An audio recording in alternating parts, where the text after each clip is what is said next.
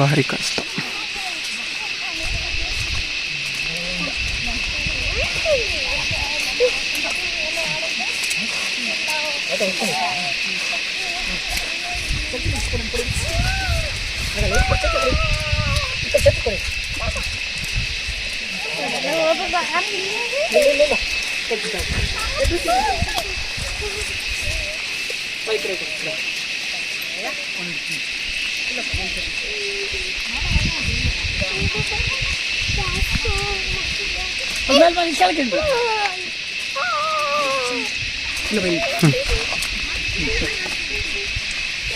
ಈ ಕಡೆ ಹೋಗಿ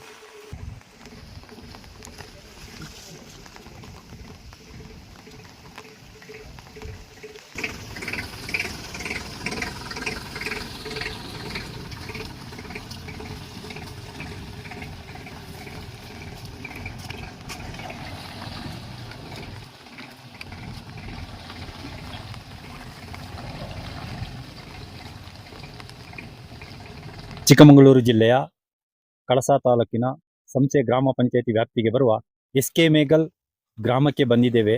ಇಲ್ಲಿನ ಒಂದು ರಸ್ತೆ ದುರಸ್ಥಿತಿ ಇದೆ. ದಿನನಿತ್ಯರು ಕೂಡ ಇಲ್ಲಿ ಕೂಲಿ ಕಾರ್ಮಿಕರು ಪ್ರತಿಯೊಬ್ರು ಈ ರಸ್ತೆ ಮುಖಾಂತರನೇ ಹೋಗ್ಬೇಕು.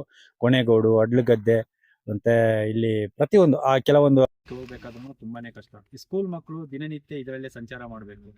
ಆದ್ರೂ ವೆಹಿಕಲ್ ಯಾವ್ದು ಬರ್ತಾ ಇಲ್ಲ. ಯಾಕಂದ್ರೆ ಈಗ ಬಂದ ಸಂದರ್ಭದಲ್ಲಿ ಸ್ಕೂಟಿ ಮತ್ತೆ ಜೀಪ್ಗಳು ಸಿಕ್ಕಾಕೊಂಡು ಒದ್ದಾಡ್ತಾ ಇರೋದು ನೋಡಿದ್ರೆ ನಮ್ಗೆ ತುಂಬಾ ಬೇಜಾರಾಯ್ತು. ಯಾಕಂತ ಹೇಳಿದ್ರೆ ಇಂಥ ಭಾಗದಲ್ಲಿ ಈ ತರ ಸಮಸ್ಯೆಗಳು ಇದಾವ ಅಂತ ಹೇಳಿದ್ರೆ ಈ ಮಳೆಗಾಲದಲ್ಲೇ ಬಂದು ನೋಡಿದ್ರೇನೆ ಗೊತ್ತಾಗುತ್ತೆ. ಕೆಲವೊಂದು ಹಳ್ಳಿ ಭಾಗದಲ್ಲಿ ಎಂತೆಂತ ರಸ್ತೆಗಳು ಯಾವ ಮಟ್ಟದಲ್ಲಿ ಇರುತ್ತೆ. ಒಂದು ಮೂಲತಃ ಇಲ್ಲಿ ಚರಂಡಿಗಳು ಇಲ್ಲ.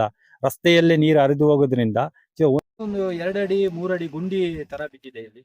ಬನ್ನಿ, ಇಲ್ಲಿ ಸ್ಥಳೀಯರು ಕೂಡ ನಮ್ ಜೊತೆ ಇದ್ದಾರೆ. ಇಲ್ಲಿನ ಎಸ್.ಕೆ. ಮೇಗಲ್ ಗ್ರಾಮದ ಜನರು. ಬನ್ನಿ ನೋಡೋಣ ಅವ್ರು ಏನ್ ಹೇಳ್ತಾರೆ ಅಂತ.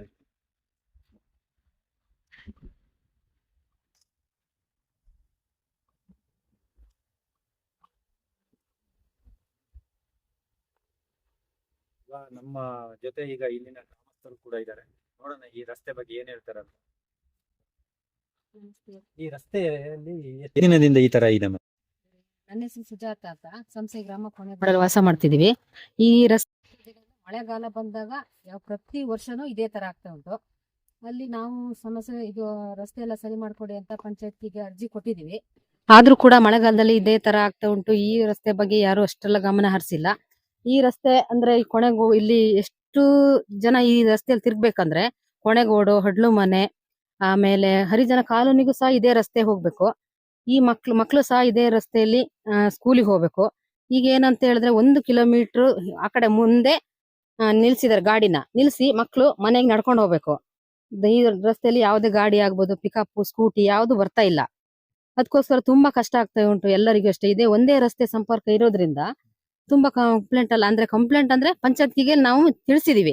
ಆದ್ರೂ ಕೂಡ ಇದ್ರ ಬಗ್ಗೆ ನೋಡಿ ಇದೇ ತರ ಉಂಟು. ಅದಕ್ಕೋಸ್ಕರ ಆದಷ್ಟು ಬೇಗ ರಸ್ತೆಯನ್ನ ನಿಮ್ ಗಮನಕ್ಕೆ ತಂದು ಇದೊಂದು ಸರಿ ಮಾಡ್ಕೊಡ್ಬೇಕು ಅಂತ ನಾವು ಕೇಳ್ಕೊಂತಿದ್ದೇವೆ ಅಷ್ಟೇ. ಈ ಮಾರ್ಗದಲ್ಲಿ ಹೋದ್ರೆ ಈಗ ಕೆಲವೊಂದು ಭಾಗದಲ್ಲಿ ಈಗ ನಿಮ್ಗೆ ಬೇರೆ ಯಾವ ಮಾರ್ಗನೂ ಇಲ್ವಾ? ಬೇರೆ ಯಾವ್ದು ಮಾರ್ಗ ಇಲ್ಲ. ಇದೇ ಒಂದು ಮೇನ್ ರಸ್ತೆ ಅಂತ ಏನುಂಟು ಇದೋ ಇದೇ ರಸ್ತೆಯಲ್ಲಿ ಪ್ರತಿಯೊಬ್ರು ಮನೆ, ಹಡ್ಲು ಮನೆ, ಕೊನೆಗೋಡಾಗಿರ್ಬೋದು, ಆಮೇಲೆ ಕಾಲೋನಿ ಆಗಿರ್ಬೋದು, ಎಲ್ಲಾ ಮನೆಗಳಿಗೂ ಪ್ರತಿಯೊಬ್ರು ದೊಡ್ಡವರಿಂದ ಹಿಡಿದು ಮಕ್ಳವರಿಗೂ, ಸ್ಕೂಲಿಗೆ ಹೋಗೋರು, ಕೆಲ್ಸಕ್ಕೆ ಬರೋರು, ಹಂಗೆ ಎಲ್ಲ ಡ್ಯೂಟಿಗೆ ಹೋಗೋರು ಪ್ರತಿಯೊಬ್ರು ಇದೇ ರಸ್ತೆಯಲ್ಲಿ ತಿರ್ಗಾಡ್ಬೇಕು. ಇದು ರಸ್ತೆ ಬಿಟ್ರೆ ಬೇರೆ ಯಾವ ರಸ್ತೆನೂ ಇಲ್ಲ. ಈ ತರ ಪರಿಸ್ಥಿತಿ ಬಂದಾಗ ನೀವು ಗ್ರಾಮ ಪಂಚಾಯತಿಗೆ ಮತ್ತೆ ಅಧಿಕಾರಿಗಳಿಗೆ, ಇದಕ್ಕೆ ಸಂಬಂಧಪಟ್ಟ ಅಧಿಕಾರಿಗಳ ಗಮನಕ್ಕೆ ತಂದಿದೀವಿ. ಎಲ್ಲ ಗ್ರಾಮಸ್ಥರು ಸಂಸೆ ಗ್ರಾಮ ಪಂಚಾಯತಿಗೆ ರಸ್ತೆ ಈ ತರ ಆಗಿದೆ ಅಂತ ಹೇಳಿ ಲೆಟರ್ ಕೊಟ್ಟಿದೀವಿ. ಆದ್ರೂ ಇಷ್ಟು ತನಕ ಯಾರು ಗಮನ ಇದ್ರ ಬಗ್ಗೆ ಏನೋ ಹರಿಸ್ತಾ ಇಲ್ಲ. ನೋಡಿ ಸರ್, ಅದೇ ತರ ಈ ತರ ರಸ್ತೆ ಇದೆಯಲ್ಲ, ಈ ಮಕ್ಳು ಯಾವ ರೀತಿ ಈ ರಸ್ತೆಯಲ್ಲಿ ಓಡಾಡ್ತಾರೆ, ಗಾಡಿಗಳು ಯಾವ ತರ ಬರೋದು, ಸ್ಕೂಟಿ ಯಾವ ತರ ಬರೋದು, ನಡ್ಕೊಂಡ್ ಹೆಂಗ್ ಬರೋದು, ನಾವು ಹುಷಾರಿಲ್ಲ ಅಂದ್ರೂ ತುಂಬಾ ಕಷ್ಟ ಸರ್. ಹೆಂಗ್ ಬರೋದು? ಈಗ ನೀವೇ ನೋಡ್ತಾ ಇದೀರಲ್ಲ ರಸ್ತೆ. ಅದಕ್ಕೋಸ್ಕರ ನಾವ್ ಹೇಳ್ತಾ ಇರೋದು ತುಂಬಾ ಕಷ್ಟ ಉಂಟಿದ್ರೆ ರಸ್ತೆಯಲ್ಲಿ ನಡ್ಕೊಂಡು ಬರೋದು. ಪ್ರತಿಯೊಬ್ಬರಿಗೂ ಅಷ್ಟೇ, ಶಾಲೆ ಮಕ್ಳು ಅಷ್ಟೇ. ಗಾಡಿಯಲ್ಲಿ ಸ್ಕೂಲ್ ಆದ್ರೆ ಅಚ್ಚಿ 1 ಕಿಲೋಮೀಟರ್ ಹಿಂದೆ ನಿಲ್ಲಿಸ್ತಾರೆ ಗಾಡಿನ. ಮತ್ತೆ ಮಕ್ಳು, ಸಣ್ಣ ಸಣ್ಣ ಮಕ್ಳು ಎಲ್ಲ ನಡ್ಕೊಂಡೇ ಬರೋದಿಲ್ಲಿ. ಅಂದ್ರೆ ಬೆಳಿಗ್ಗೆ ಕೆಲ್ಸಕ್ಕೆ ಹೋಗೋಕ್ಕಿಂತ ಮೊದಲು ಮಕ್ಕಳನ್ನೆಲ್ಲ ಈ ಕಡೆ ದಾಟಿಸಿ ಹೋಗೋದು ನೀವು. ಹಾ, ಮಕ್ಕಳನ್ನೆಲ್ಲ ತಂದು ದಾಡ್ಸಿ, ದೊಡ್ಡ ಮಕ್ಳೆಲ್ಲ ನಡ್ಕೊಂಡ್ ಬರ್ತಾರೆ ಪಾಪ ಕಷ್ಟಪಟ್ಟು. ಸಣ್ಣ ಮಕ್ಳನ್ನ ಮನೆ ಕೆಲಸ ಎಲ್ಲ ಬಿಟ್ಟು ದೊಡ್ಡವರು ನಡ್ಕೊಂಡು ಗಾಡಿ ಹತ್ಸಿ ಆಮೇಲೆ ಮನೆಗೆ ಹೋಗ್ಬೇಕಾಗುತ್ತೆ. ಅಷ್ಟು ತುಂಬಾ ಕಷ್ಟದ ಪರಿಸ್ಥಿತಿ ಉಂಟು ಈ ರಸ್ತೆ. ಕೆಸರಿನ ಗದ್ದೆ ತರ ಆಗಿದೆ, ಗದ್ದೆ ನಟ್ಟಿ ನಡ್ಬೋದು ಆ ತರ ಪರಿಸ್ಥಿತಿ ಆಗಿದೆ. ಅದಕ್ಕೋಸ್ಕರ ನಾನು ಹೇಳ್ತಾ ಇದ್ದೀನಿ. ಇದು ಈ ಗ್ರಾಮದ ಜನರ ಒಂದು ಈ ರಸ್ತೆ ಬಗ್ಗೆ ಹೇಳ್ತಾ ಇರೋದು. ಇನ್ನು ನಮ್ಮ ಜೊತೆ ಇದ್ದಾರೆ ಇನ್ನು ಕೆಲವರು, ನೋಡೋಣ ಅವ್ರ ಹತ್ರನೂ ಮಾತಾಡ್ಸ್ಕೊಳ್ಳೋಣ. ಬರುತ್ತೆ ಸರ್. ನಮಗೆ ವರ್ಷಾನು ಮಳೆಗಾಲ ಬಂತು ಅಂತ ಹೇಳಿದ್ರೆ ಎಲ್ಲರೂ ಭಾರಿ ಕಷ್ಟ ಬರೋದು. ಇಲ್ಲಿ ಕೊನೆಗೋಡು, ಕಾಲೋನಿ, ಕಡ್ಲು ಮನೆ, ಬಿಳಾಲ್ಗೋಡು ಸುಮಾರು ಒಂದು 20-30 ಮನೆ ಇದೆ. ಒಟ್ಟಿಗೆ ಜನಸಂಖ್ಯೆ ಒಂದು 150-200 ಮೇಲಿದ್ದಾರೆ. ಡೈಲಿ ಸಣ್ಣ ಮಕ್ಕಳು ಕಾನ್ವೆಂಟಿಗೆ ಹೋಗೋವನ್ನೆಲ್ಲ ಹೊತ್ಕೊಂಡ್ಬರೋದಿಲ್ಲ. ಅಪ್ಪ ಅಮ್ಮದವರು ಹೊತ್ಕೊಂಡ್ಬಂದು ಶಾಲೆ ಹತ್ರ ನಿಲ್ಲಿಸಿರ್ತಾರೆ ಗಾಡಿನ. ಅಲ್ಲಿ ಹಚ್ಚಿ ಮತ್ತೆ 4 ಗಂಟೆಗೆ ಬಂದವ್ರು ಕೆಲಸ ಬಿಟ್ಟು ಪಾಪ ಕೂಲಿ ಕಾರ್ಮಿಕರು ಕೂಲಿ ಹೋಗಿರ್ತಾರೆ. ಚಳಿ ಮಳೆಯಲ್ಲೆಲ್ಲ ನೆನ್ಕೊಂಡು ಚಳಿ ಹಿಡ್ಕೊಂಡು ಇಲ್ಲಿ ಬಂದು ಕೂತು ಆ ಮಕ್ಕಳನ್ನ ಹೊತ್ಕೊಂಡು ಹೋಗ್ತಾರೆ. ಯಾರು ಪಂಚಾಯತಿಯರಾಗಲಿ ಯಾರಾಗಲಿ ಏನೇ ಹೇಳಿದ್ರು ಸಹ ಒಬ್ಬರು ಬಂದಿಲ್ಲ ನೋಡಲ್ಲ. ವರ್ಷನೂ ನಮ್ದು ಇದೇ ಹಣೆ ಬರ ಆಯ್ತು. ಈಗ ಎಮರ್ಜೆನ್ಸಿ ಎಲ್ಲರೂ ಈಗ ಯಾರಿಗಾದ್ರೂ ಹುಷಾರಿಲ್ಲ ಅಂತ ಹೇಳಿದ್ರೆ ಕಂಬಳಿ ಕಟ್ಟಿ ಹೊತ್ಕೊಂಡ್ ಬರ್ಬೇಕು. ಇಲ್ಲಿ ಶಾಲೆ ಹತ್ರದಿಂದ ಗಾಡಿ ಮಾಡಿ ಬಾಡಿಗೆ ಮಾಡಿ ಇಟ್ಕೊಂಡು ಹೋಗ್ಬೇಕು. ಕಂಬಳಿ ಕಟ್ಟಿ ಹೊರಬೇಕು. ನೀವು ಕಾರ್ಲೆ ಈತ್ರೊಳೆ ಅಂತ ಹೇಳಿದ್ರಲ್ಲ. ಇಲ್ಲಿ ಮತ್ತೆ ಈಗ ರಾಜಕಾರಣಿಗಳು ಸರಿ ಇಲ್ಲ. ಯಾಕಂದ್ರೆ ನಂಗೆ ನೋಡಿದ್ರೆ ಒಂದು ಟ್ರಾನ್ಸ್ಫಾರ್ಮ್ ಹೋಗಿ 3 ತಿಂಗಳಾಗಿತ್ತು. ಪಾಪ ಈಚಿನೊಳಗೆ ಗೊತ್ತು ನಿಮ್ಗೆ, ಈಚಿನೊಳಗೆ ನಮ್ಮ ಟ್ರಾನ್ಸ್ಫಾರ್ಮ್ ಇಂದಾನೆ ಹೋಗ್ಬೇಕು. 3 ತಿಂಗಳಾಯ್ತು. 3 ತಿಂಗಳಾದ್ರೆ ಕರೆಂಟ್ ಇರ್ಲಿಲ್ಲ. ನಮ್ಮ ವೋಲ್ಟೇಜ್ ಎಲ್ಲ ಕುಡಿಯೋ ನೀರು ನಾವು ಹೊತ್ತು ಕುಡ್ದಿದ್ದು. ನಾವು ಮೋಟರ್ ಇಲ್ದೇನೆ ನೀರು ಕುಡಿಯಂಗೆ ಇಲ್ಲ. ಕರೆಂಟ್ ಇಲ್ಲ ಅಂದ್ರೆ ನೆಟ್ವರ್ಕು ಇಲ್ಲ. ನೆಟ್ವರ್ಕ್ ಆದ್ರೆ ಇಲ್ಲಿ ಇರ್ತಿತ್ತು. ಇಲ್ಲಿಗೆ ಮಾತ್ರ ಟ್ರಾನ್ಸ್ಫಾರ್ಮ್ ಹಾಕಿಲ್ಲ ಅವರಲ್ಲಿ. ಇದಕ್ಕೆ ಹೋಗೋದು ಈಚೊಳಗೆ ನಮ್ಗೊಂದು 10-20 ಮನೆಗೆ ಹಾಕಿರ್ಲಿಲ್ಲ. ಮತ್ತೆ ಮೊನ್ನೆ ಯಾರ ರಮೇಶ್ ಗೌಡ್ರಿಗೆ ಜೈಯರ್ ಹತ್ರ ಗಲಾಟೆ ಮಾಡಿದ ಮೇಲೆ ಏನೋ ಟ್ರಾನ್ಸ್ಫಾರ್ಮ್ 3 ತಿಂಗಳಲ್ಲಿ ಮೊನ್ನೆ ತಂದು ಹಾಕಿದ್ರು. ಈ ತರ ಸಮಸ್ಯೆ ಗೆದ್ದವರು ಕೇಳೋರಿಲ್ಲ. BJP ಆಗಲಿ, ಕಾಂಗ್ರೆಸ್ ಆಗಲಿ, JDS ಆಗಲಿ, ಅವ್ರು MLA ಯಾರಾಗಲಿ ಗೆಲ್ತಾರೆ. ಅವ್ರು ದುಡ್ಡು ಮಾಡ್ಕೊಂಡು ಆರಾಮಾಗಿ ಅಲ್ಲಿ ಇರ್ತಾರೆ.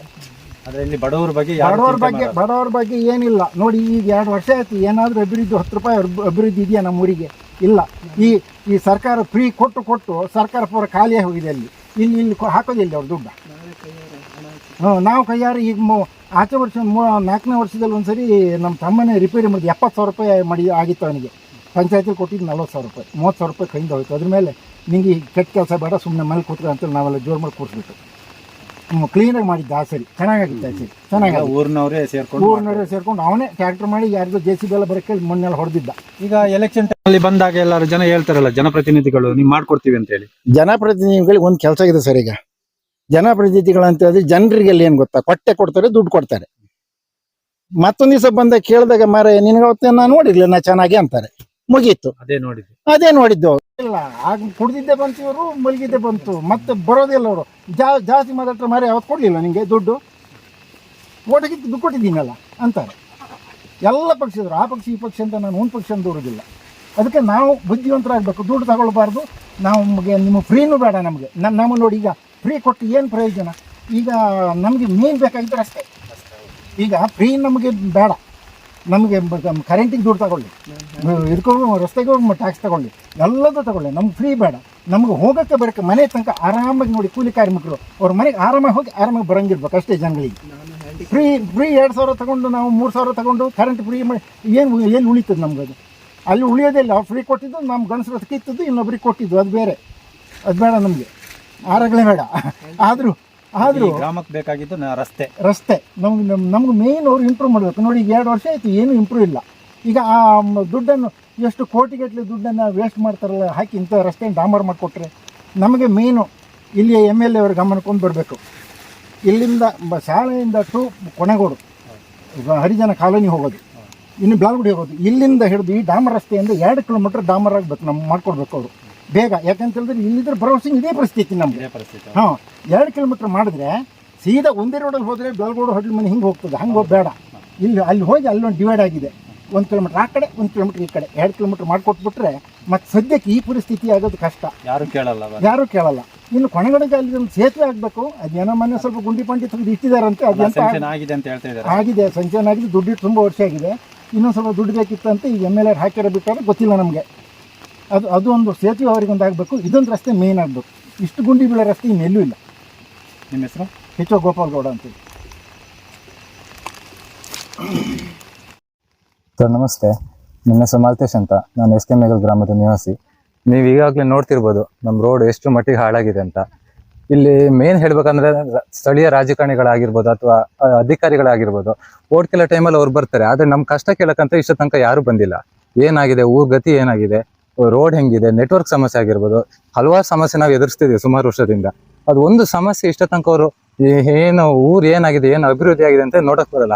ನಿಮ್ ಮೀಡಿಯಾದಲ್ಲಿ ಬಂದಾದ್ಮೇಲೆ ಏನಾಗಿದೆ ಅಂತ ಒಂದು ವಿಸಿಟ್ ಕೊಡ್ತಾರೆ ಬಿಟ್ರೆ, ಇಷ್ಟ ತನಕ ಅವರಾಗೆ ಓಟ್ ಕೇಳಕ್ ಬರೋದ್ ಬಿಟ್ರೆ ಇಷ್ಟ ತನಕ ಕಷ್ಟ ಕೇಳಕಂತ ನಮ್ಗೆ ಯಾರು ಬಂದಿಲ್ಲ ಇಷ್ಟ ತನಕ. ಈಗ ನೀವೇ ನೋಡಿ, ಇಲ್ಲಿಂದ 2 ಕಿಲೋಮೀಟರ್ ಇದೆ, ನಮ್ಮ ಒಂದ್ 3-4 ಹಳ್ಳಿಗಳಿಗೆ ಸಂಪರ್ಕ ಇದೆ ರೋಡ್. ಈಗ ನೋಡಿ ಇಲ್ಲಿ ತನಕ ಸ್ಕೂಲ್ ವ್ಯಾನು, ಆಟೋ ಎಲ್ಲ ಇದ್ರಲ್ಲಿ ಹೋಗ್ತಿದ್ದೆ ಮಕ್ಳು ಕರ್ಕೊಂಡು.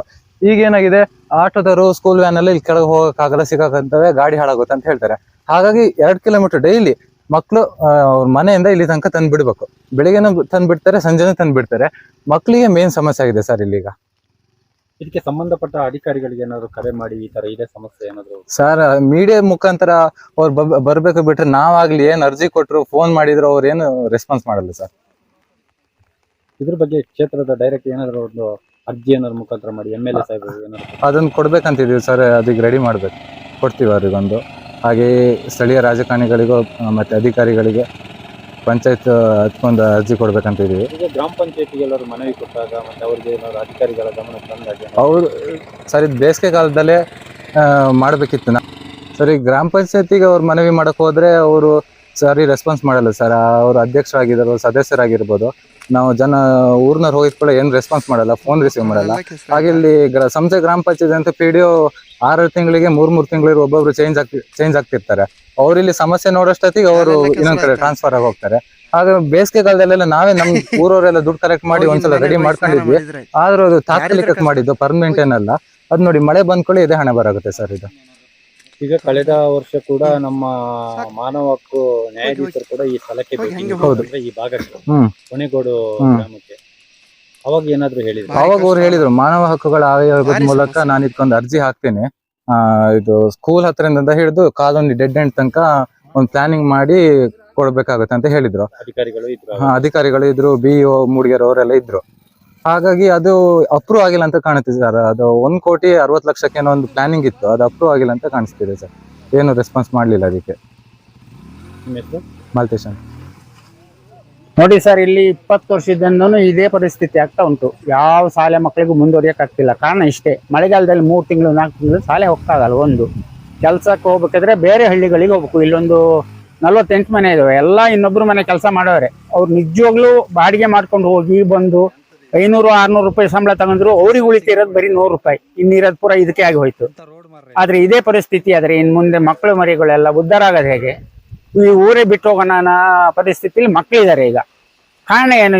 ಇದ್ದು ಮಕ್ಕಳೆಲ್ಲ ಬೆಂಗಳೂರು ಹತ್ತಿದ್ರು. ಯಾಕೆ ಹೇಳಿ? ಇಲ್ಲ, ಹಳ್ಳಿಲಿ ಎಲ್ಲಾ ಭೂಮಿಗಳೆಲ್ಲ ಹಾಳು ಬಿದ್ದು ಇದೇ ರೀತಿಯಾಗಿ. ಸರ್ಕಾರ ಯಾವುದು ಕ್ರಮ ತಗೊಂತಿಲ್ಲ. 20 ವರ್ಷದ ಬೇಡಿಕೆ ಇದೆ ಇಲ್ಲಿಂದ. ಇದು ಇನ್ನು ಮುಂದೇನೂ ಇದೇ ರೀತಿ ಇವ್ರು ಮಾಡಿದ್ರೆ ಏನಾಗುತ್ತೆ ಅಂದ್ರೆ, ಇಲ್ಲಿ 48 ಮನೆ ಇದಾವೆ. ಇದಿಷ್ಟು ಈ ಭಾಗದಿಂದ ಕೆಳಗಿರೋರೆಲ್ಲ ಎಲೆಕ್ಷನ್ ಬಂದ್ ಮಾಡೋಣ ಅಂತ ಹೇಳ್ಕೊಂಡು ಎಲ್ಲರೂ ತೀರ್ಮಾನ ಮಾಡ್ತಾ ಇದ್ದಾರೆ. ರಸ್ತೆ ಆಗದೆ ಹೋದ್ರೆ ಈ ಮುಂದಿಂದು ಇದು ನಿಜವಾದ ಮಾತು. ಎಲೆಕ್ಷನ್ ಬಹಿಷ್ಕಾರ ಮಾಡ್ತೀವಿ. ಈ ಅಧಿಕಾರಿಗಳಿಗೆ ಮತ್ತೆ ನಮ್ಮ MLA ಕಡೆ ಏನಾದ್ರು ನೀವು ಮಾಹಿತಿ ಹೇಳಿದ್ರೆ, ಈ ತರ ರಸ್ತೆ ತುಂಬಾ ಹದಗೆಟ್ಟೋಗಿದೆ, ಇದ್ರ ಬಗ್ಗೆ ನೀವೇನ್ ಕ್ರಮ ತಗೊಂಡಿದ್ದೀರಾ? ಈ ಬಾರಿ ಕೊಟ್ಟಿಲ್ಲ, ಹಿಂದಿನ ಬಾರಿ ತುಂಬಾ ಸರಿ ಕೊಟ್ಟಿದ್ವಿ ಸರ್. ಎಲ್ಲ ಮಾಧ್ಯಮದಲ್ಲಿ ಬಂದಿದ್ದಾವೆ, ಸ್ಯಾಂಕ್ಷನ್ ಆಗಿದೆ ಆಗಿದೆ ಆಗಿದೆ ಅಂತಾರೆ. ಯಾರನ್ನ ಕೇಳಿ, ನಿಮ್ ರಸ್ತೆ ಸ್ಯಾಂಕ್ಷನ್ ಆಗಿದೆ ಅಂತಾರೆ. ಯಾವ್ದಕ್ಕೂ ಸ್ಪಷ್ಟನೆ ಇಲ್ಲ, ಸ್ಪಷ್ಟನೆ ಇಲ್ಲ. ನಮಗೆ ಯಾವ ಇಂಜಿನಿಯರ್ ಪರಿಚಯ ಇರಲ್ಲ, ಯಾರ್ದು ಇರಲ್ಲ, ಅವ್ರನ್ನ ಕೇಳಕ್ ಹೋಗಲ್ಲ. ಹೌದಾ ಅಲ್ವಾ, ನೋಟಿಸ್ ಬೋರ್ಡ್ ಹಾಕಿದಾರ ಬಿಟ್ಟಿದಾರ ಕೇಳಕ್ಕೆ ನಮಗಲ್ಲಿ ಯಾವ ಮಾಹಿತಿ ಇರಲ್ಲ. ನಾವು ಇಲ್ಲಿಂದ ಬರೀ ಅದನ್ನ ಕಂಡಿಡಿಯಕ್ಕೆ ಹೋಗ್ಬೇಕಾದ್ರೆ ನಮಗೆ ಇಲ್ಲಿ ಕೂಳ್ ತಿನ್ನೋದೇ ಕಷ್ಟ ಆಗಿರ್ತದೆ. ಬೆಳಿಗ್ಗೆ ಹೋದ್ರೆ ಸಾಯಂಕಾಲ ಬರ್ತೀವಿ, ಕಳ್ಸಕ್ ಹೋದ್ರೆ ಮನೆಗೆ ಬರಕ್ಕೆ ನೋಡಿ ಇಷ್ಟೊಂದು ಜೀಪ್ ಎಲ್ಲ ಬರ್ತಾ ಇದೆಯಲ್ಲ ಸರ್ ಈ ರಸ್ತೆಯಲ್ಲಿ, ಅಂದ್ರೆ ಎಲ್ಲ ಮಕ್ಕಳನ್ನ ಕರ್ಕೊಂಡು ಹೋಗ್ಲಿಕ್ಕೆ ಶಾಲೆ ಮಕ್ಕಳು. ಈಗ ನೋಡಿ 3 ಜೀಪ್ ಹೋದು ಮಕ್ಕಳನ್ನ ಕರ್ಕೊಂಡು ಬರಕ್ಕೆ. ಅದು ಏನೋ ಅವ್ರವ್ರ ಜೀಪ್ಗಳು ಆದ್ರಿಂದ ಬೇರೆಯವರೆಲ್ಲ ಕಳಸದಲ್ಲಿ ಅಲ್ಲಿ ಇಲ್ಲಿ ಬಿಟ್ಟಿದ್ದಾರೆ.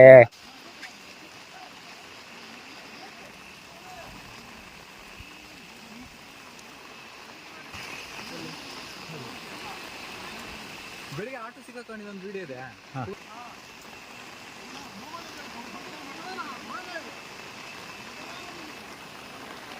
ಜನ ಜಾಸ್ತಿ ದೂಡಕ್ಕೆ. ಅಲ್ಲ, ಈ ಪ್ರತಿ ಸಲ ಇದೇ ತರನ ಗಾಡಿ ಇಲ್ಲಿ ದೂಕೋದು? ದೂಕ್ಲೇಬೇಕಲ್ಲ.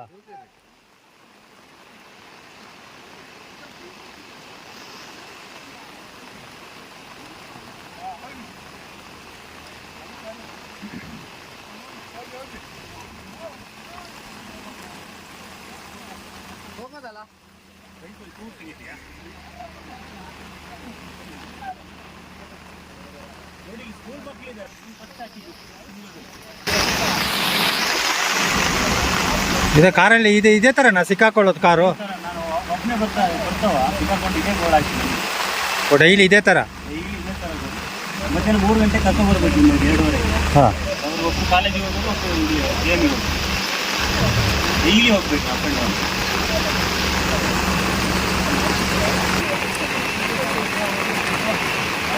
ಹಾಸ್ಟೆಲ್ ಎಲ್ಲ ಕಡೆಗೆ ಎಲ್ಲಿ ಸಿಗ್ತಾರೆ ಸರ್, ಜನರಲ್ಲಿ ಎಲ್ಲ ಎಲ್ಲಿ ಕೊಡ್ತಾರೆ, ಅವ್ರು ಇವರಿಗೆಲ್ಲ ಕೊಟ್ಟಿರ್ತಾರೆ. ಇನ್ನು ಉಳಿದವರೆಲ್ಲ PG ಅಲ್ಲಿ ಇಲ್ಲಿ ಬಿಟ್ಕೊಂಡಿರ್ತಾರೆ. ಏನು 3 ಕಾಸು ದುಡ್ದಿರ್ತಾರೆ, ತನಗೆ ಹಾಕಿ ಮಕ್ಕಳನ್ನ ಓದಿಸ್ತಾ ಇದ್ದಾರೆ. ಮಳೆಗಾಲ ಮುಗಿಯೋ ತನಕ 3 ತಿಂಗಳಂತೂ ಕಂಟಿನ್ಯೂ ಅಲ್ಲೇ ಮಾಡ್ತಾರೆ. ಅಲ್ಲೇ ಮಾಡಿಲ್ಲ ಅಂದ್ರೆ ಮನೇಲಿ ನಮ್ಮ ತರನೇ ದನ ಕಾತ್ಕೊಂಡು ಮನೇಲೇ ಇರ್ಬೇಕು. ನಮ್ಮ ಅಪ್ಪನ ಕಾಲದಿಂದನೂ ನಮಗ್ ಆಗಿರೋ ಸ್ಥಿತಿ ಅದೇ. ಮತ್ತೆ ಏನು DC AC ಎಲ್ಲ ಹಾಕ್ತಾರಲ್ಲ, ಅದು ಬಯಸಿ ಮೇಲೆ ಮಾತ್ರನೇ ಆಗ್ಬೇಕಾ? ಈ ಊರಿನವ್ರು ಆಗ್ಬಾರ್ದಾ? ಈ ಊರವರಿಗೆ ವ್ಯವಸ್ಥೆ ಸರಿ ಕೊಡ್ತಾ ಇಲ್ಲ ಸರ್ಕಾರ.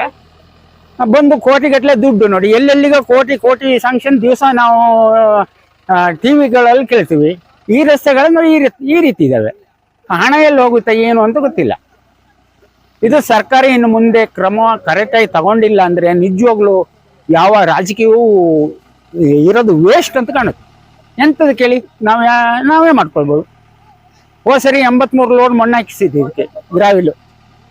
ಬರೀ ನನಗೆ 70,000 ರೂಪಾಯಿ ಆಗಿತ್ತು, 30,000 ರೂಪಾಯಿ ಬಿಲ್ ಬಂತು. ಆದ್ರೂ ಸಹ ನಾವು ಊರಿನರಿಗೆ ಒಂದು ಇರ್ಲಿ ಒಳ್ಳೇದು ಅಂತ ನೋಡಿ. ಇನ್ನೊಂದು ಜೀಪ್ ಬರ್ತಾ ಇದೆ, ಅದು ಸಹ ಈಗ ಮಕ್ಕಳು ಕರ್ಕೊಂಡು ನೋಡಿ. ಅವ್ರ ಸ್ಥಿತಿ ನೋಡಿ ಅಲ್ಲಿ.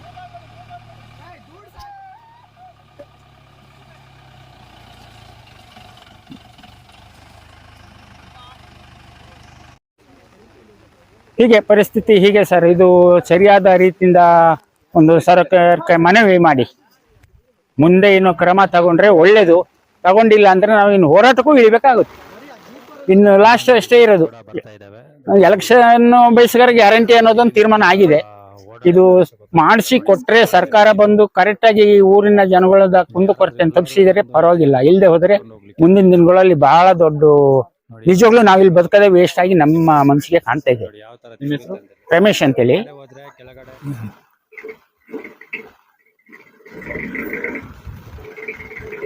ಶಾಲೆ ಮಕ್ಕಳಿದ್ದಾಗ ಅವ್ರ ಹತ್ರನೇ ಬಿಡ್ತಾರೆ.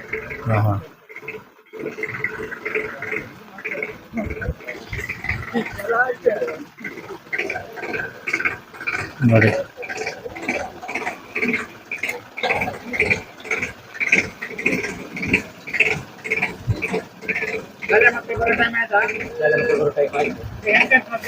ಎಲ್ಲಾ ಬೂಟ್ಕೊಂಡಿದ್ದು ಅಂದ್ರೆ ಒಂದಕ್ಕೆ ಊರ್ನೆಲ್ಲ ಗಟ್ಟಿ ಪರಿಸ್ಥಿತಿ ಹಾಗೆ ಮಾಡಂಗಿಲ್ಲ. 20 ವರ್ಷ ಹಣೆ ಬರ ಇದೆ, ಒಂದೇ ಕರ್ಕೊಂಡು ಹೋಗ್ಬೇಕಾಗಿ ಗಾಡಿ ಹೋಗಂಗಿಲ್ಲ, ಮಕ್ಕಳು ಬರಂಗಿಲ್ಲ, ಏನಾದ್ರು ಅಲ್ಲ ಮರ 20 ವರ್ಷದ ಹಿಂದಿಂದನೇ ಒಂದು 10-15 ಮನೆ ಇತ್ತು. ಈಗ 48 ಮನೆ ಆಗಿವೆ. ನಮ್ಮ ಲೀಸ್ಟ್ ಅಲ್ಲೇ ಪರಿಸ್ಥಿತಿ ಒಂದಿರ್ತಾರ. ಆದ್ರೂ ಗಮನಕ್ಕೆ ಇಲ್ಲಲ್ಲ. ಹಿಂದೆ ಒಂದು ವಾಸ್ತವ ಒಂದು ಮಾತು ಹೇಳಿದ್ರು, ಹಳ್ಳಿಯಿಂದ ಬನ್ನಿ ಡೆಲ್ಲಿಗೆ, ಡೆಲ್ಲಿಯಿಂದ ಹಳ್ಳಿಗೆ ಹೋಗ್ಬನ್ನಿ. ಈಗ ಅದಲ್ಲ, ಡೆಲ್ಲಿಂದನೇ ಹೊರಟಾರೆ. ಇನ್ನೂ ಬಂದು ಮುಕ್ತಾ ಇಲ್ಲ ನಮ್ಮ ಊರಿಗೆ. ಅದೇನು ಇಲ್ಲಿ ಪೂರ ಎಲ್ಲ ಹೋಸರಿ ಒಂದ್ಸರಿ ಒಬ್ಬರು ತೀರ್ಪಿಂದೆಲ್ಲ ಡೋಲಿ ಕಟ್ಟಿ ಏನೇನೇ ಮಾಡಿ ತೋರಿಸಿದ್ರು. ಇವರೇ ಮಾಜಿ ಮುಂದೆ ಪರಿಸ್ಥಿತಿ ಈ ಮಳೆಗಾಲ ಈಗ ನೋಡಿ ಹೇಳ್ಬೋದು. ನಮ್ಮ ರೇಷನ್ಗೆ ಅರ್ಜಿ ಕೊಡ್ತಾ ಇರ್ತೀನಿ, 100 ಅರ್ಜಿ ಇರ್ಬೋದು ನಮ್ಮಲ್ಲಿವ. ನಾನೇ ಇದಕ್ಕೆ 80 ಲೋಡ್ ಹೋಸರಿ ಗ್ರಾವಲ್ ಹಾಕ್ತಿದ್ದು, ಕೈ ಎಲ್ಲ ಸುತ್ತಿಂದು ಸಾಲ ಮಾಡಿ ತಿಂದು ಮತ್ತೆ ನಾನು ಬರೋದೇ ಬಿಟ್ಟೆ. ಏನಾರು ಅವ್ರಿಗೆ ಊರಿಗೆ ಅದನ್ನ ನೋಡಿ. ಯಾರು ಸಿಮೆಂಟ್ ರಸ್ತೆ ಮಾಡಿಕೊಟ್ರೆ ಎಷ್ಟೋ ಮಕ್ಕಳು ಒಂದು ಮಕ್ಕಳಾಗಿ ಈ ಭಾಗದವರು ವಿದ್ಯಾವಂತರಾಗಿದ್ದಾರೆ ಅಂತ ಹೇಳಿ ಕಾರಣ ಏನ್ ಹೇಳಿ? ಮಳೆಗಾಲದಲ್ಲಿ 3 ತಿಂಗಳು ಶಾಲೆ ಇಲ್ಲ ಅವರಿಗೆ. ಮನೆಯಲ್ಲಿ ಅಪ್ಪ ಹೋದವ್ರು ಏನ್ ಹೋಯ್ತು ಅಂತ ಹೇಳ್ತಾರೆ, ಅದನ್ನೇ ಕಲಿಯೋದು. ಅಂದ್ರೆ ಊರು ಉದ್ಧಾರ ಆಗೋದು ಹೇಗೆ? ಟೌನಲ್ಲಿದ್ದ ಟೌನಲ್ಲೇ, ಹಳ್ಳಿಯಲ್ಲಿ ಉದ್ಧಾರ ಇಲ್ಲ. ಇದೇ ಆಯ್ತು. ಸರ್ಕಾರ ನೋಡಿ ಮುಂದೆ ಕ್ರಮ ತಗೊಂಡ್ರೆ ಅಂದ್ರೆ ಇಲ್ಲಿ ನಾವು ಬಹಳ ದೊಡ್ಡ ಹೋರಾಟಕ್ಕೂ ಇಳಿಬೇಕಾಗುತ್ತೆ. ಬೈಲ್ಸ್ ಮೇಲೆ ಒಂದು ಇದು ಹಾಳಾದ್ರೂ ಸಾಕು 100 ಜನ ಇರ್ತಾರೆ. ನಮ್ಮಲ್ಲಿ ಎಲ್ಲ ಬೆಂಗಳೂರು ಬುದ್ಧಿ ಮಣ್ಣ ಬುದ್ಧಿಗಳು ನಂಗೆ ಯಾಕೆ ಎಲ್ಲರೂ ಕೊಟ್ಟು ನಾವು ಹೋರಾಟಕ್ಕೆ ಇಳಿಲೇಬೇಕು. ಆಗಲ್ಲ.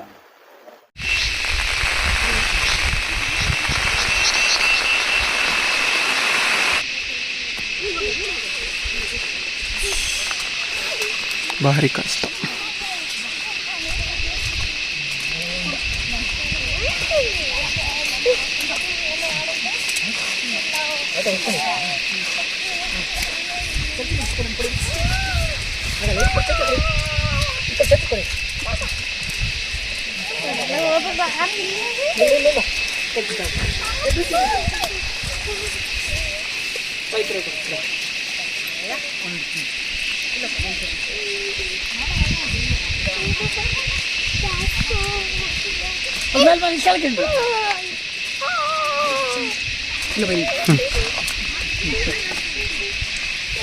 ಈ ಕಡೆ ಹೋಗಿ.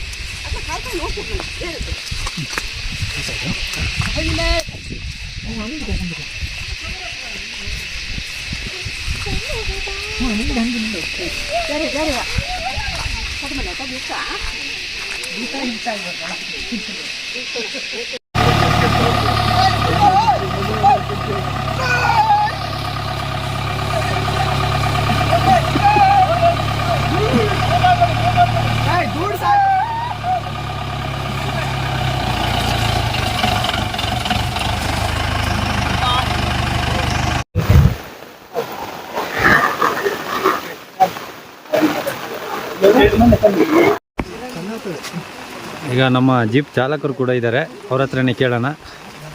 ಸರ್, ಹೇಗಿದೆ ರಸ್ತೆ ಇದು? ಹೇಗಿದೆ, ಒಳ್ಳೆ ಕೆಸರು ಗೆದ್ದೆ ಆಗಿದೆ. ನಾವು ಈಗ ಮಕ್ಕಳು ಕರ್ಕೊಂಡು ಅಂತ ಬಂದಿದ್ದು. ಹಾ. ಇಲ್ಲಿವರೆಗೆ ಗಾಡಿ ಬರುತ್ತೆ 1 ಕಿಲೋಮೀಟರ್ 2 ಕಿಲೋಮೀಟರ್ ಆ ಕಡೆಯಿಂದ ನಾವು ಬರಬೇಕು ಬೆಳಿಗ್ಗೆ ಸಂಜೆ. ಹಾಗಾಗಿ ರೋಡಲ್ಲಿ ಭಾರಿ ಕಷ್ಟ ಆಗ್ತದೆ. ಅಲ್ಲ, ಈಗಲೇ ನಿಮಗೆ ಅದು ಖಾಲಿ ಗಾಡಿಯೇ ಬರಲ್ಲ, ಇನ್ನು ಮಕ್ಕಳೆಲ್ಲ ಇದ್ದಾಗ ಹೆಚ್ಚು ಜನ ಮಕ್ಕಳು ಕರ್ಕೊಂಡು ಬಂದಿದ್ದು ಜನ ಎಲ್ಲರಿಗೆ. ಈಗ ಎಲ್ಲ ಈ ಜನನು ಮಕ್ಕಳು ಕರ್ಕೊಂಡು ಹೋಗ್ಲಿಕ್ಕೆ ಹೀಗೆ ಬಂದಿದ್ದೀವಿ ಅಲ್ಲಿ ಸಂಜೆಗೆ 4:30 ಗಾಡಿ ಬರ್ತದೆ ಈಗ. ಹಾಗಾಗಿ ನಮ್ಮ ಜೀಪಲ್ಲಿ ಕೆಲವು ಮಕ್ಕಳು ನಾವು ಕರ್ಕೊಂಡು ಹೋಗ್ತೀವಿ, ಮನೆ ಹತ್ರ ಕತ್ತಾಗ ಬಿಟ್ಟು ಬರ್ತೀವಿ. ಪಾಪ ಅವರು ಕೆಲಸ ಮಾಡಿ ಹೋಗುವರು, ನಾವು ವಾಪಸ್ ಕರ್ಕೊಂಡು ಬಂದಿದ್ದೀವಿ.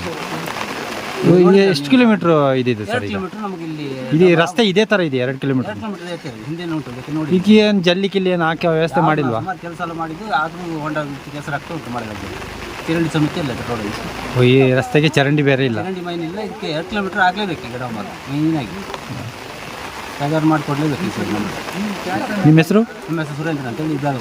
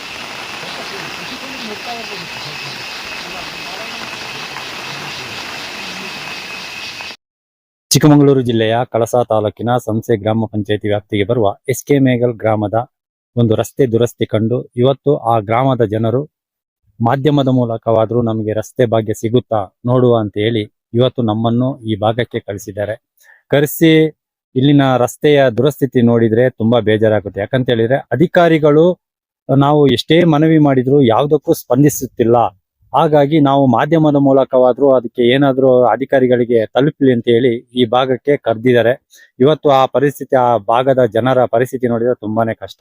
ಯಾಕಂತ ಹೇಳಿದ್ರೆ ಸ್ಕೂಲ್ ಮಕ್ಕಳು ದಿನನಿತ್ಯ ಜನ ರಸ್ತೆಯಾಗಿದ್ದು ಸಂಚಾರ ಮಾಡೋದೇ ತುಂಬಾನೇ ಕಷ್ಟ. ಯಾಕಂತ ಹೇಳಿದ್ರೆ ಇನ್ನೊಂದು ಸ್ವಲ್ಪ ಜಾಸ್ತಿ ಮಳೆ ಬಂತು ಅಂತ ಹೇಳಿದ್ರೆ ಗದ್ದೆ ನಾಟಿ ಮಾಡುವ ಕೆಲಸ ಕೂಡ ಮಾಡಬಹುದು ಅಂತ ಪರಿಸ್ಥಿತಿ ಇದೆ. ಯಾಕಂತ ಹೇಳಿದ್ರೆ ಈಗ ಬೈಕ್ ಸವಾರರಾಗ್ಲಿ, ಜೀಪ್ ಚಾಲಕರಾಗ್ಲಿ ತುಂಬಾನೇ ಕಷ್ಟಪಟ್ಟು ಹರಾಸಾಹಸ ಪಡ್ತಿದ್ದಾರೆ. ಯಾಕಂತ ಹೇಳಿದ್ರೆ ಮಕ್ಕಳನ್ನ ಕರ್ಕೊಂಡ್ ಬರ್ಲಿಕ್ಕೆ ಸುಮಾರು 2 ಕಿಲೋಮೀಟರ್ ಆ ಗ್ರಾಮದಿಂದ ಇಲ್ಲಿ ಮುಖ್ಯ ರಸ್ತೆಗೆ ಬರಬೇಕು. ಇಂತಹ ಪರಿಸ್ಥಿತಿ ಈ ಗ್ರಾಮದ ಜನರು. ಯಾಕಂತ ಹೇಳಿದ್ರೆ ಇಲ್ಲಿನ ಜನಪ್ರತಿನಿಧಿ ಆಗ್ಲಿ ಅಧಿಕಾರಿ ಆಗ್ಲು ಇತ್ತ ಕಡೆ ಗಮನ ಹರಿಸುವುದಿಲ್ಲ. ಎಲೆಕ್ಷನ್ ಟೈಮಿಗೆ ಬಂದು ಓಟ್ ಒಂದು ಕೇಳಕ್ ಬರ್ತಾರೆ, ಎಲ್ಲ ಮಾಡ್ಕೊಡ್ತೀವಿ ಅಂತ ಹೇಳ್ತಾರೆ. ಅದು ಬಿಟ್ರೆ ಯಾವ ಸಂದರ್ಭದಲ್ಲೂ ಕೂಡ ನಮ್ಮ ಭಾಗಕ್ಕೆ ಬಂದು ಏನ್ ಆಗ್ಬೇಕು, ಏನೆಲ್ಲ ಮಾಡಿ ಕೊಡ್ತೀವಿ ಅಂತ ಹೇಳ್ತಾರ, ಅದು ಯಾವುದಕ್ಕೂ ಅವರು ಸರಿಯಾಗಿ ಸ್ಪಂದಿಸುತ್ತಿಲ್ಲ ಅಂತ ಹೇಳಿ ಇಲ್ಲಿನ ಜನರು ಆಕ್ರೋಶವನ್ನು ವ್ಯಕ್ತಪಡಿಸುತ್ತಿದ್ದಾರೆ. ಯಾಕಂತ ಹೇಳಿದ್ರೆ ಇದೇ ರೀತಿ ಅವರು ಯಾವುದಕ್ಕೂ ಭಾಗಕ್ಕೆ ಸರಿಯಾದ ರಸ್ತೆ ನಮ್ಗೆ ಭಾಗ್ಯ ಸಿಗ್ಲಿಲ್ಲ ಅಂತ ಹೇಳಿದ್ರೆ ಮುಂದಿನ ಚುನಾವಣೆ ಬಹಿಷ್ಕಾರ ಮಾಡ್ತೀವಿ ಅಂತ ಈ ಮಾಧ್ಯಮದ ಮೂಲಕ ಅವರು ಹೇಳ್ಕೊಂಡಿದ್ದಾರೆ. ಕ್ಯಾಮರಾಮನ್ ದೀಪಕ್, ಗಣೇಶ್, ನ್ಯೂಸ್ ಕರ್ನಾಟಕ, ಕಳಸ.